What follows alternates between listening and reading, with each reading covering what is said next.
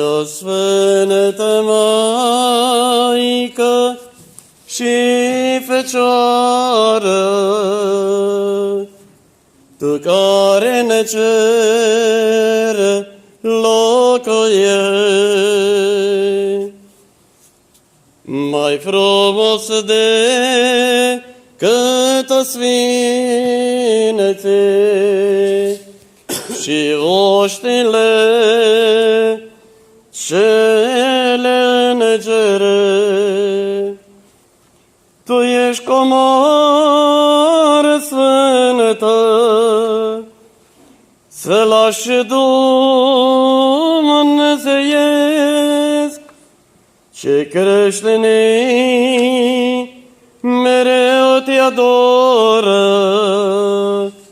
și de suflet ei te măresc. Tu ești o floare scumpă, cu un dulce miros. Tu care ai purtat în brațe pe slăvitul Domn Hristos, Tu care ai fost aleasă, scară către Dumnezeu, noi ești cinstim cu bucurie numele cele sfânt ale Tău.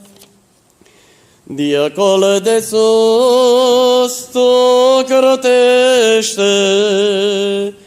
neamul nostru creștine,